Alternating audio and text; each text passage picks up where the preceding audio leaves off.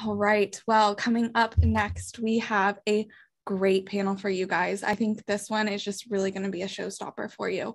We have Mr. Gianni D'Alerta, the founder and CEO of NAKA Blockchain Consulting, Mr. Ralph Quintero, entrepreneur and VC, Mr. John Kraski, director of NFT Genius Studio, and Mr. Adrian Baschuk, COO and Strategic Advisor for Ethernity Chain. How are you doing, gentlemen? Very good. Nice to see you. Doing well. Awesome. Well, thank you so much for being here with us on a Sunday. We really appreciate your time. And I will turn it over to you guys to take it away for us. Fantastic. Well, thanks everyone for joining us. Looks like we have a nice crowd listening to us through Zoom and hopefully some on YouTube as well. But all these characters here are NFT experts. They all have some interesting stories to tell. And I like to, this is You Can Trade. So I like to kind of like go through each of us to kind of go over why do we think NFTs might be considered a good investment. The audience that's listening to us today obviously are traders that love to buy and sell, collect things, right? And so we'll start with that. And then I know Adrian's a fantastic moderator, so I know he will have something that we can jive on his face. But anyways, I'll start with Ralph and then kind of circle down. I'm not sure if it's the same order, but let's just keep that order. Trick and moderation, yes. Jenna, keep that order. Perfect. Everybody knows. I'll wrap up with quick wrap ups. That's it. All right. So Ralph, Ralph and I are in a fantastic WhatsApp, and every morning he gives us kind of an analysis. Adrian's also in that group, and thanks, gives us I'm in that group too, buddy. Adrian's in the group, but basically he shares with us stuff he shares not only with his family because they're also collecting NFTs, but with a group of more than 60. I think we're up to like 60 people in that chat, I believe, just jiving on NFT stuff. So why do you think NFTs are a good investment or something to look at as an investment? So first off, it's nice to be joining you guys on this Sunday afternoon, and I appreciate it. I think that NFTs are the future of trading. And I'm saying that because I have an 18-year-old son and a 20-year-old son that looks at investments very different than the way that this group sitting here would likely look at them. They came up in the meme culture, and a lot of this space came up in the meme culture, right? If you think back to some of the earliest NFTs, like the rare Pepes and stuff like that, they were born out of young people's memes. So just listening to my boys talk about NFTs and giving them exposure to the financial world through something that they already have affinity with, I think that's something that we're going to see continue to expand, particularly for that generation. And that's how we're going to get that generation to become interested in finance and interested in trading and interested in building generational wealth for the generations to come. Fantastic. Well, I guess we'll hit John. John manages, or it's part of a entertainment studio of sorts, right? And he's working on some interesting projects. He's also fantastic on LinkedIn. So if you want to follow someone that's always posting really interesting news and commentary, John's a great person to check out. So John, what do you think NFTs are a good investment? I think all of us are going to say it's a good investment, but what are your special reasons? I think you see a lot of smart people that went through Web 1.0 and Web 2.0, and they're seeing the same patterns and opportunities. People like Gary Vee, Mark Cuban, they're all in, right? I mean, Cuban's invested in 100 plus NFT companies, including mine, NFT Genius. So, I mean, just look to these, really rich, successful thought leaders and what they're doing. So I think you should have no questions that NFTs are an amazing investment. Just look to Gary Vee, look to people like Mark Cuban and what they're doing. So perfect. Adrian, why do you think I know you have a bias because you work for a fantastic blockchain company called Ethernity, but why do you think NFTs? And then I'll kind of say my piece as well after you. Well, I'm going to temper that, and I'm going to say invest carefully and tread carefully and be wary and be skeptical. I'm a realist, and I'm a skeptic to any investment, so to speak. I come from a very different pathway into NFTs because I worked in media for a long time. I was an executive producer. I was a former journalist, and then I helped run and start the CNBC crypto show.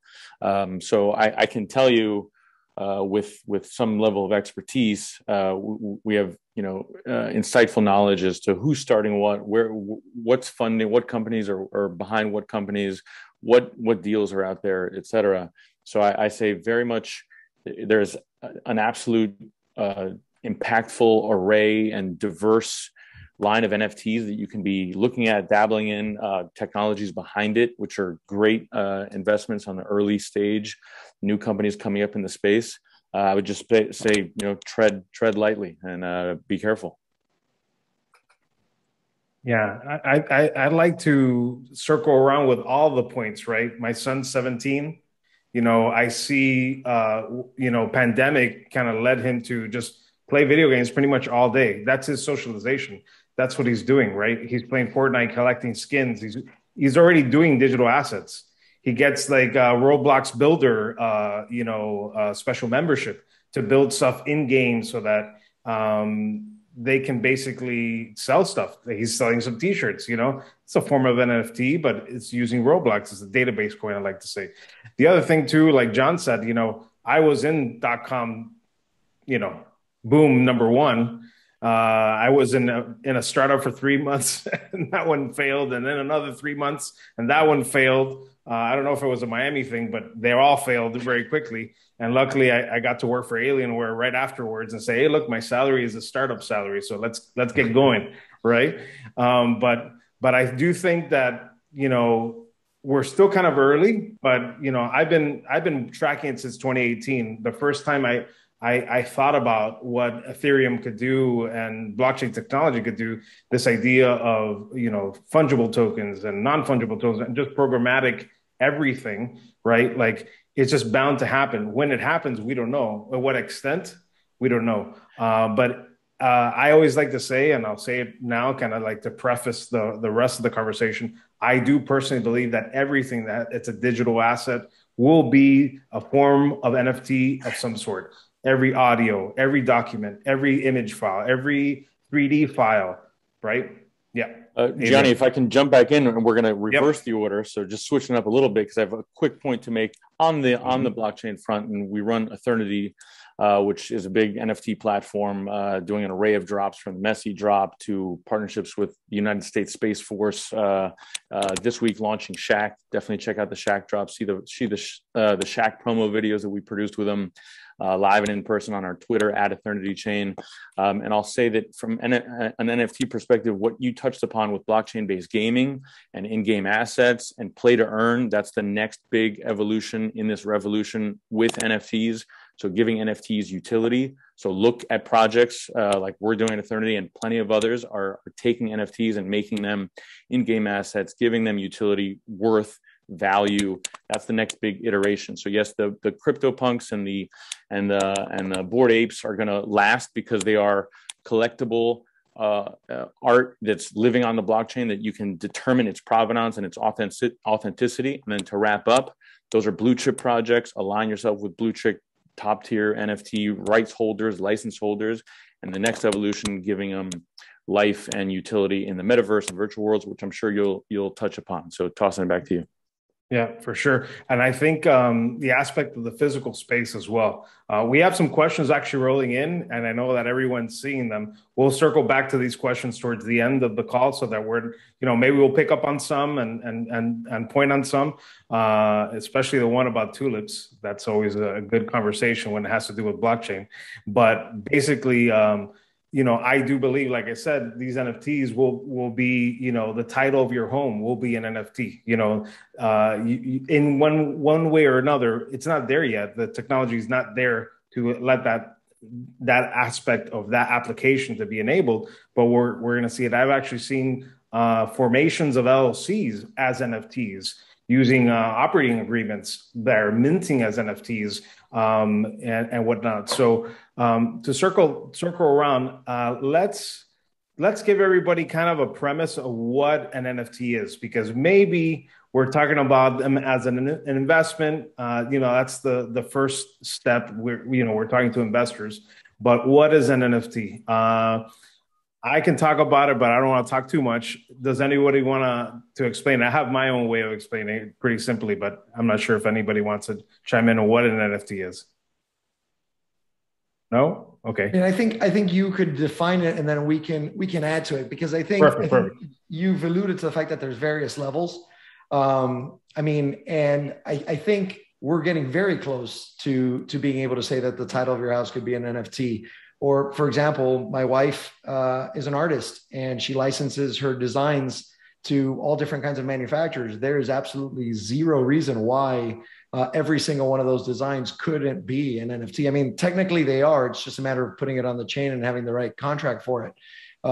So why don't you define it, and then we can talk about the various aspects, because I think what a lot of people have been seeing is the hype around the apes and the CoolCats and all of these images. And I hear people, I was buying a car the other day, and the guy was like, isn't that some like pyramid scheme where you like right click and save JPEGs from your computer or something?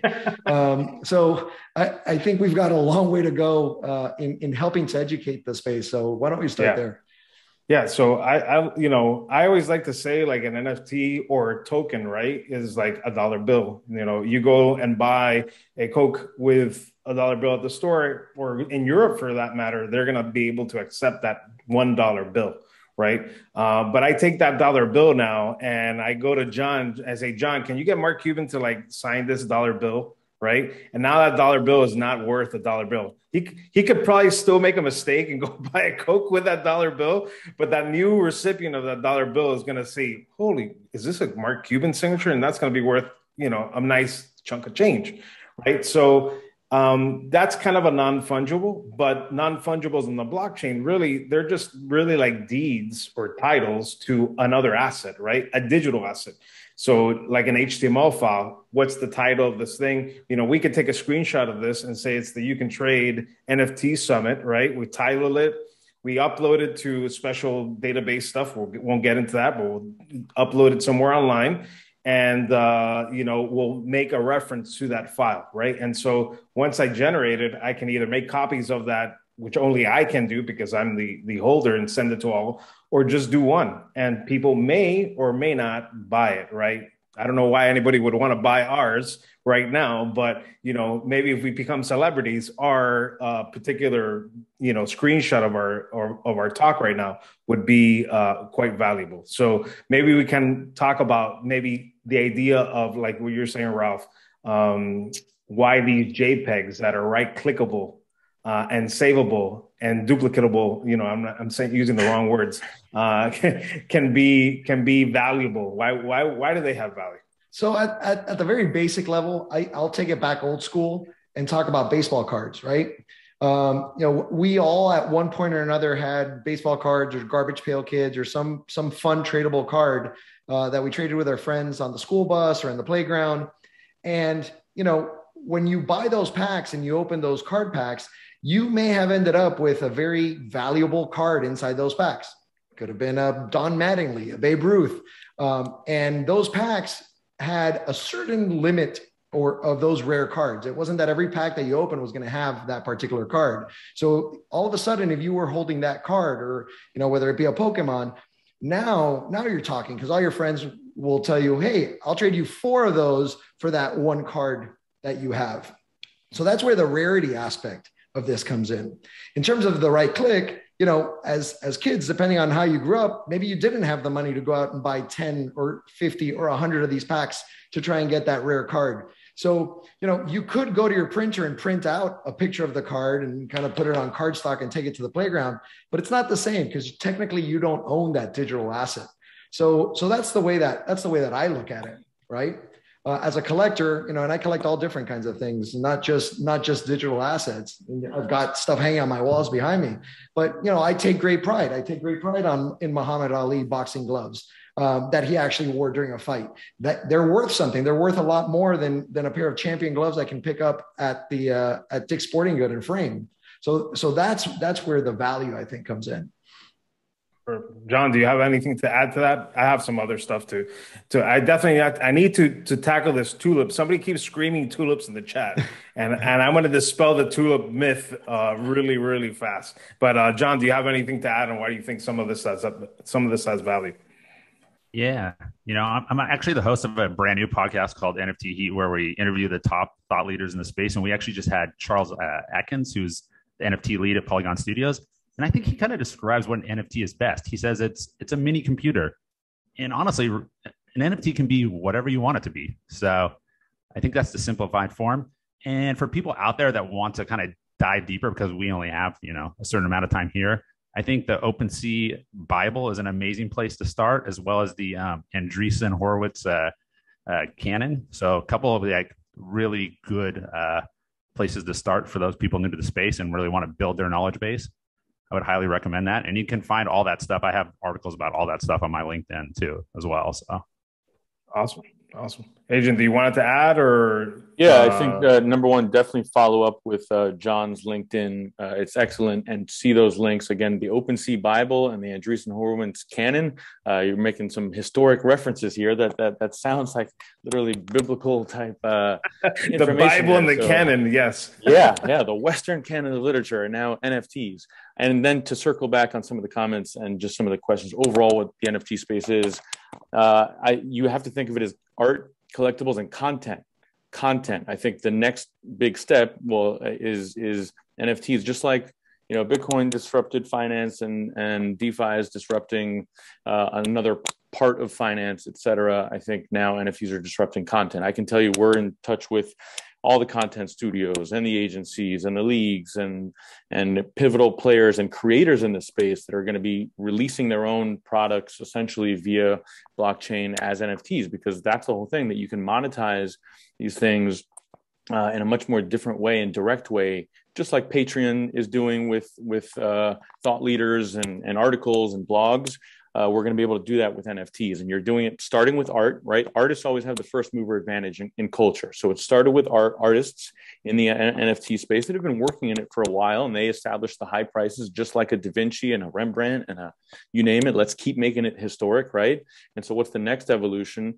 Just like different mediums came about after the printing press and painted art or whatnot, it was then TV, radio, film, the internet, and now NFTs are going to move in that space, and you're going to be able to trade stuff. And there's collectibles, like we did the Muhammad Ali launch, and we gave signed boxing gloves to the person who won the 1-of-1 NFT as well. So there's different levels and ranges, and it's going to diversify. And then gaming is going to be hugely disrupted. Look at a project like Star Atlas that's coming out of that you play to earn things, and you're using NFTs as the gun, as the spaceship, as a planet. Things like that, where NFTs are just anything. They can be anything. Yeah, I think the music space for sure is going to be the next big mover. I've been in the music industry my entire career, and I'll tell you, there's so much in terms of let's call it multiple middlemen along the way. That you mentioned Patreon. Patreon is a great way for artists to get in contact and be funded directly by their fans. And I think that NFTs, in terms of how it'll elevate what artists are able to do with Patreon, is going to be game changing, right? Because as an investor and a musician, you could benefit from royalties ongoing from whatever content that artist creates. And I think ultimately the artist is going to be able to take home a lot more than what they're seeing now, which is like a fraction of a cent per stream. Yeah. Let me add to what Adrian was saying. There's one aspect that we haven't touched on, right? That these NFTs, unlike tulips and unlike art, just in the plain sense, there's utility, right?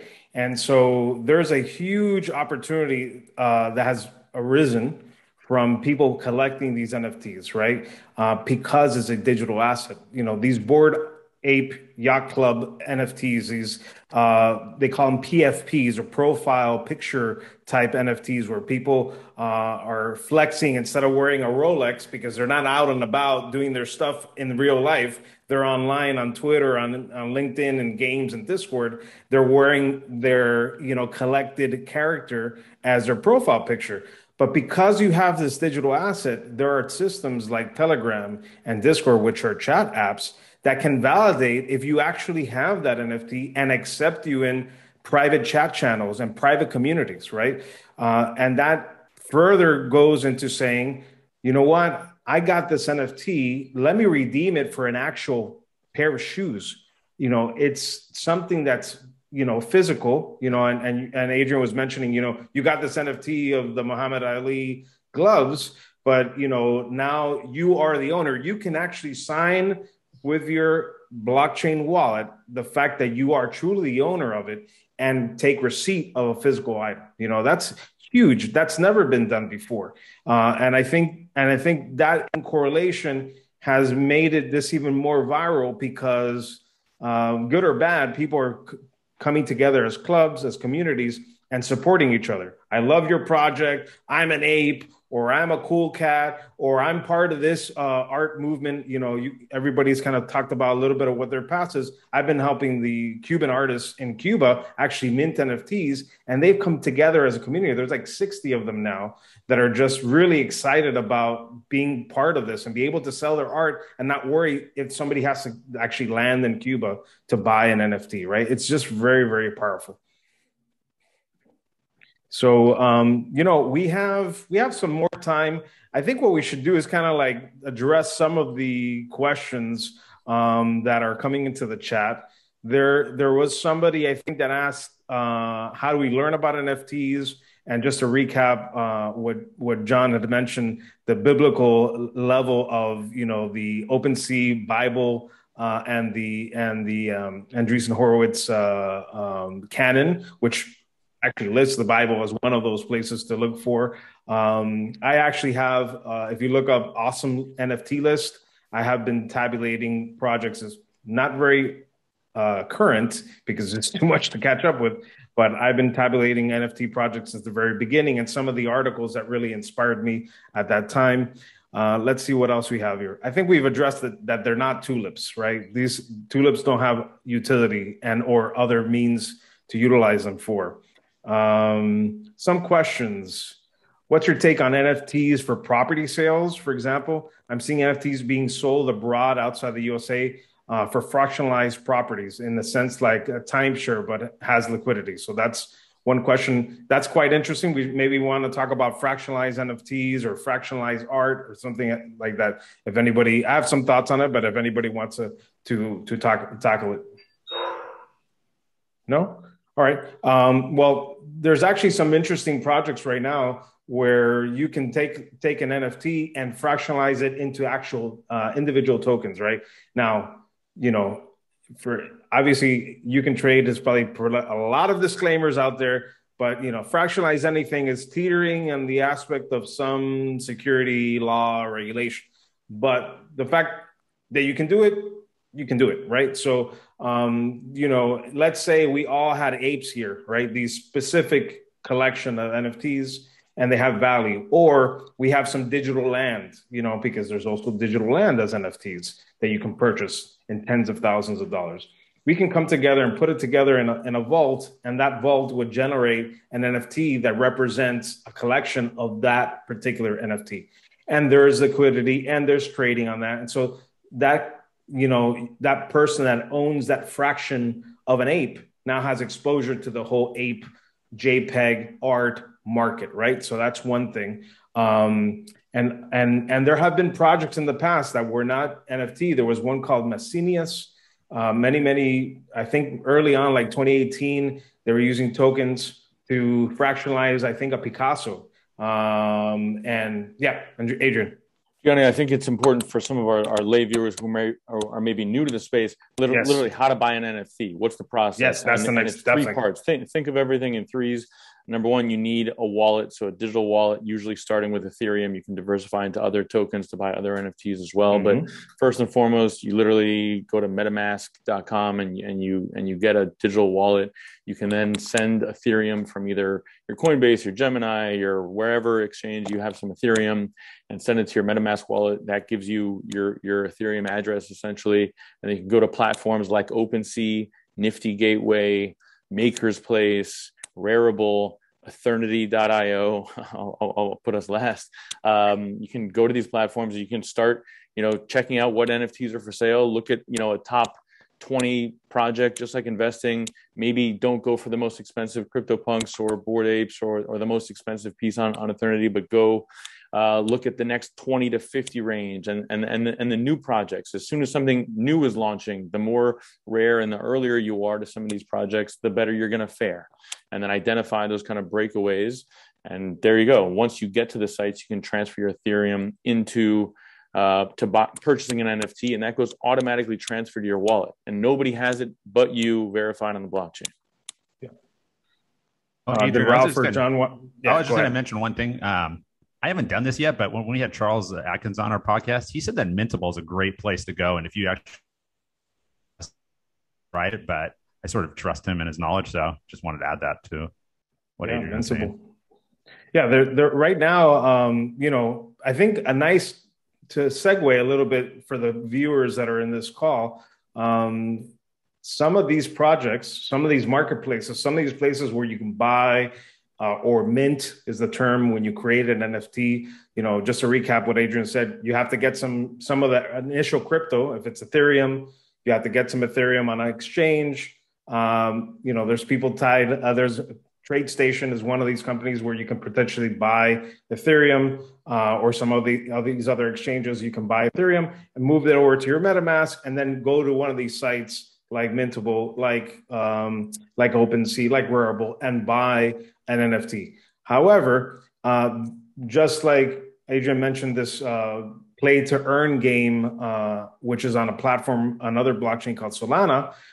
Just recently as well, this other platform called Stacks, which is the Bitcoin like layer 2 that has some programmatic stuff, had an effect on the actual price of the underlying asset, right? The underlying Stacks, because now they've been doing NFTs, right? And people to buy these NFTs or to interact with these games, they have to buy that underlying asset. And so that creates more demand in order to do that. And so, within the past 24, 48 hours, there was some project that was launched on Stacks that just, bumped up the price of Stacks, for example. The same thing happened with Solana with Star Atlas, right? When there was this kind of like influx of people wanting to get in this game. And so, I think the term is alpha, right? If you have some of this idea of projects that are coming out, new innovations, new ideas, new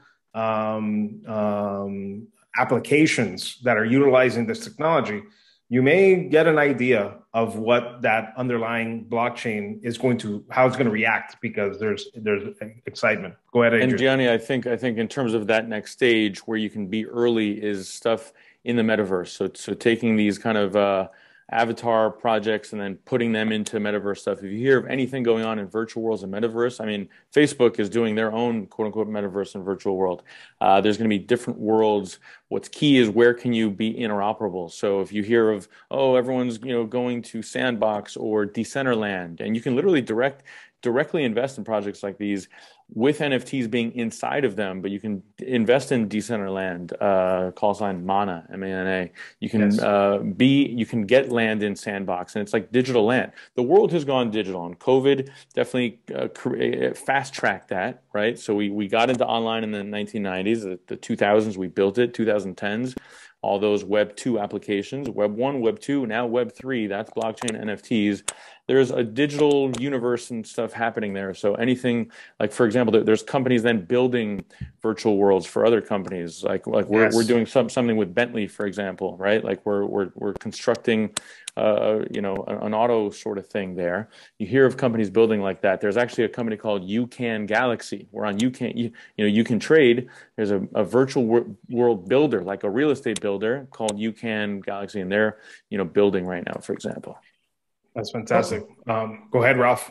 I just want to add, I mean, I know that we've got a little bit of time and we'll probably take some more questions, but we've kind of run the gamut so far through the discussion, and we've gone from like talking about apes and cats and pictures to talking about virtual worlds and properties. And like, I've just been catching some of the questions coming up. And what I would say is you just need to get started, right? There's a lot of questions. There's a lot of different paths that you can take.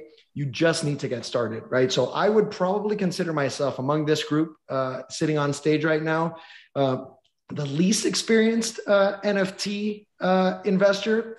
And that's because I only got started on the 4th of July of this year. I was sitting at a family barbecue in the backyard after we had lunch. And I was on Twitter and I saw something about CoolCat. And I was like, what is that? I was actually trying to buy a domain name. And one of the guys who I follow was talking about his CoolCat. And I spent $212 and bought my first CoolCat. And I joined the Discord community. And what's it worth now? Well, that first one I sold for $38,000. And now I have Mr. CoolCat number 4840 sitting behind me. Wow. Can we just say that? Wow. I mean, talk about OG status, Ralph. There you go. Just get started. And that's the best advice of the day. Just get started. Yeah, look at Ralph. Just get started. I mean, the easiest way I would say is head over to OpenSea. It's probably the most thorough info for somebody getting started in this space. It's like the Amazon. I like to say it's like the Amazon of NFTs. You have a Target, Amazon, Walmart of NFTs where you can get everything, and that's OpenSea, Nifty Gateway, and then anyone else. And then what you're going to find is as you gain experience and as you start to understand how these communities work and you start getting involvement, you start to diversify as far as where you're going to go look for these projects. And one of the ways that I've really gotten my feet wet into the space, and Gianni alluded to it, is every morning I put together an alpha list of all the projects and everything that's going on that day. With my boys, with my two boys, my wife, we're all into it. And we just kind of have this bank of information so that we're on top of what's going on. And it's served us well so far. John, did you want to add something to that? I'm just going to say, like, I think the biggest opportunities in the NFT space are probably the less sexy stuff that we're talking about, apes, punks, and penguins. It's big enterprise solutions, supply chain stuff, manufacturing, finance. So I know Hedera Hashgraph, they're working on a lot of stuff that's really, really mundane, really boring, but it's really scalable. And if you're really thinking the next step ahead, it's going to be beyond this sort of, collectible stuff. So, which Adrian kind of alluded to earlier. So, yeah, we had actually someone in the chat mention, so what's the purpose of digital worlds other than gaming and maybe architecture or something? I'm 50. I'm trying to get to the point. Well, I'm 43, so you're not that much older than all of us, right? It's just, like John just said, I said earlier, I think everything will be an NFT. And I'll give you this example, right? If you use Google for your email, right? Or if you use Microsoft for, email or document building, right? You're making a document that's residing on Google's servers, or you're doing it on Microsoft servers, right? And you could tell, I could say that I created and sent to Ralph, and Microsoft knows I sent it to Ralph because he's got a Microsoft account and all those things. But now we're going to reverse that, right? And it's going to be decentralized. I'm going to be able to own that document outright. And Microsoft may be able to read that I actually owned it, that I sent it to somebody else. And it's going to be that word interoperable, that all these different applications are going to be able to work with it. I want to, I'm going to circle back, and maybe we have a couple more minutes left, and maybe we touch on a couple projects that we are interested in that we think are cool. And I think that will get everybody excited in the chat to kind of go down what we call rabbit holes. Once you go down the rabbit hole, you start going to other rabbit holes. But, there's two projects in particular with this interoperability.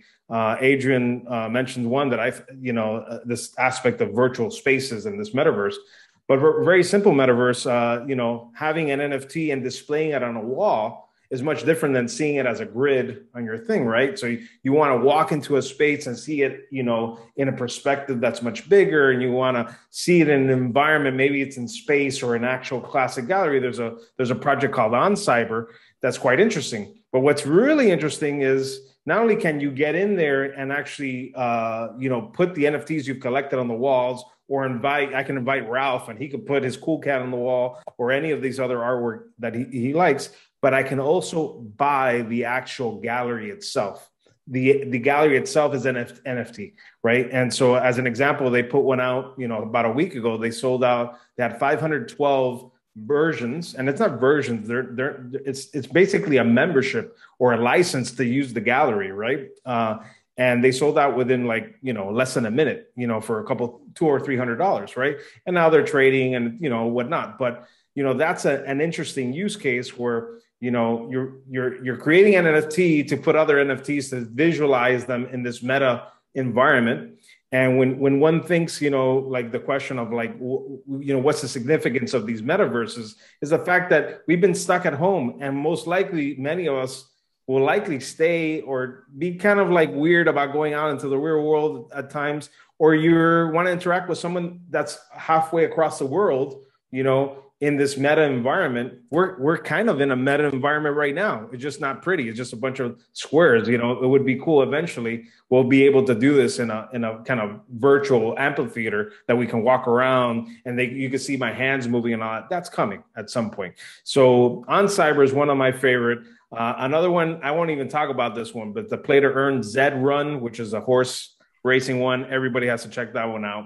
I won't leave you too much, but those are my two. That was my second. All right. So go ahead, and then Ralph, you take it away. What's your favorite projects? And I think we have another 10 minutes before we're up to the 4:30 mark.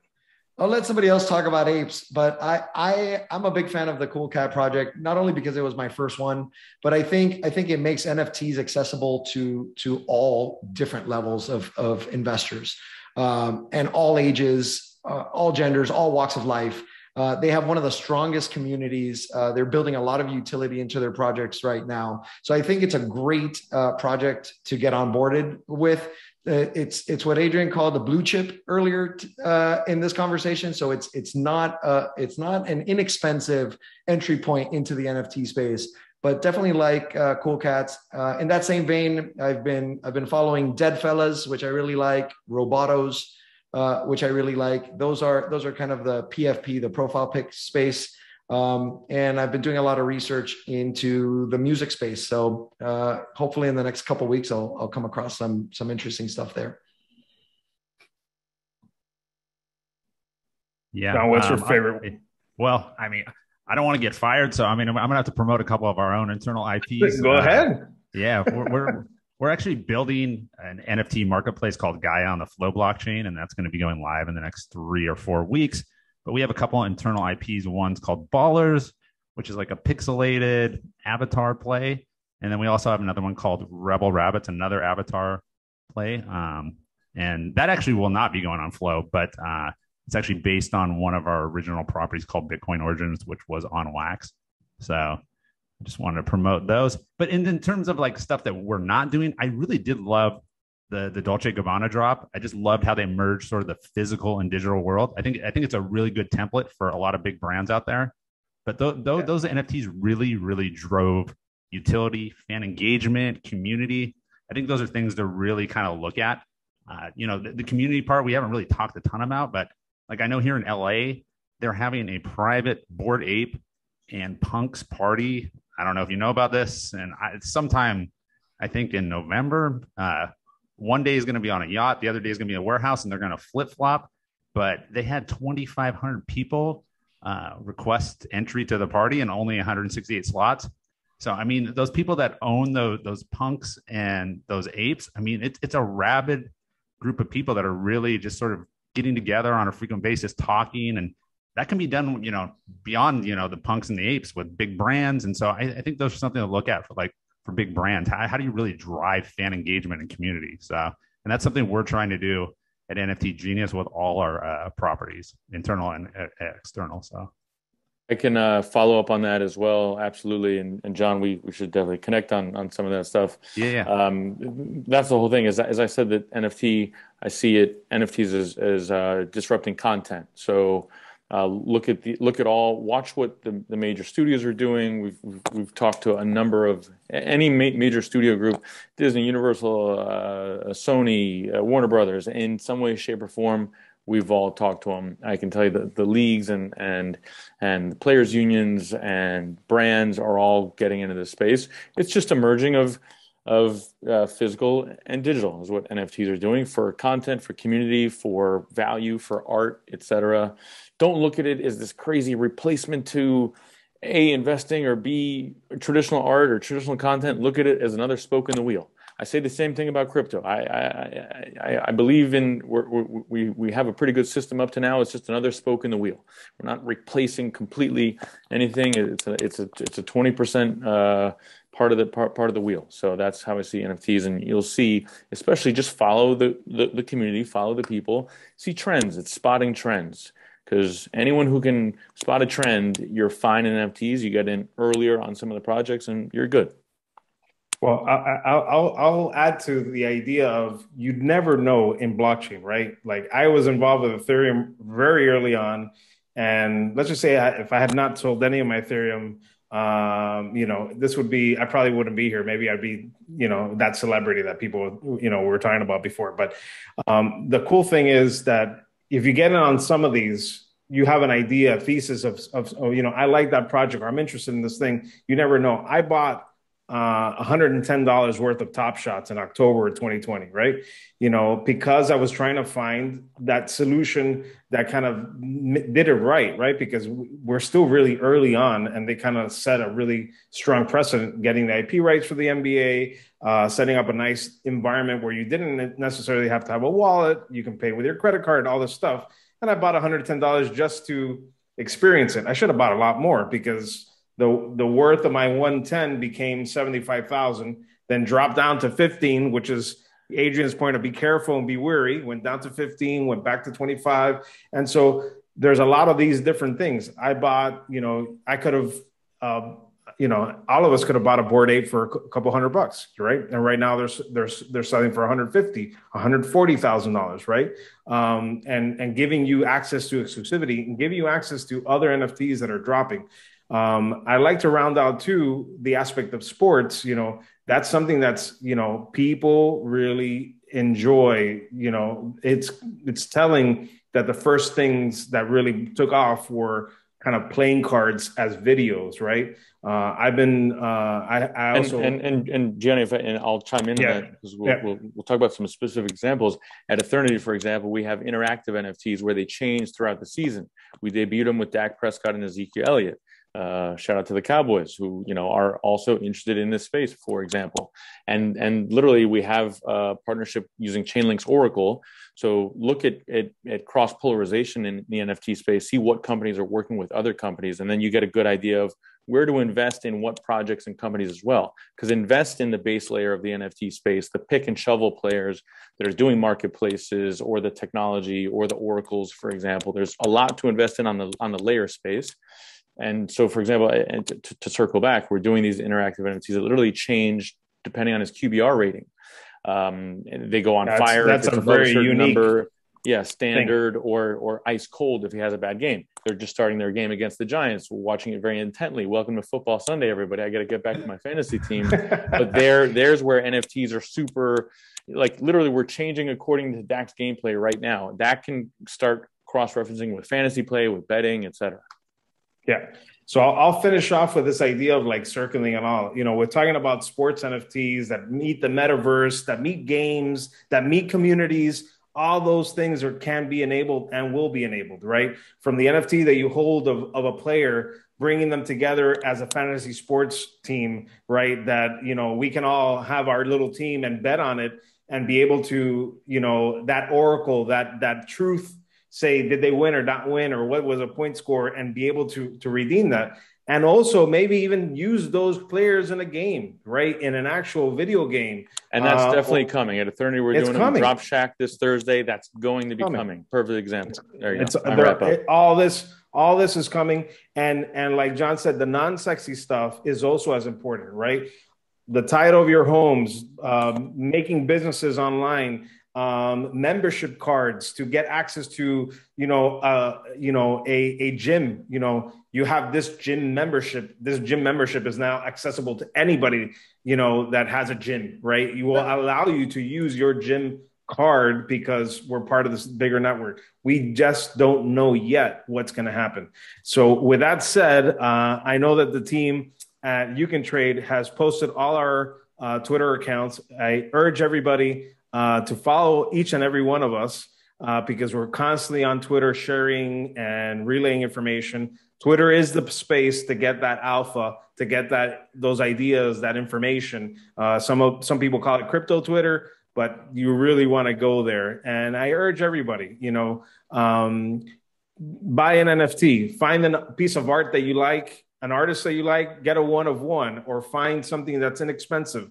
See, there's it's just an experience to have, just like getting a wallet, just like getting some cryptocurrency. It's an experience to do that. So thanks again. You can trade for having us talk about NFTs today. Thank you so much for being here, gentlemen, and giving us some of your time on this Sunday. I have to say, I think we've had just so many great crypto panels in general that I feel like I was kind of a beginner, kind of understood the concept, and I definitely feel a lot more confident about it now. So I really appreciate your time. Thank you so much, guys. Fantastic. Well, we'll know if you really took it to heart if you buy an NFT. We're gonna check on okay, you. Well, maybe you're putting a lot of pressure on me there. We'll see. All right. Thank you so much for having us. Thank you. We appreciate it.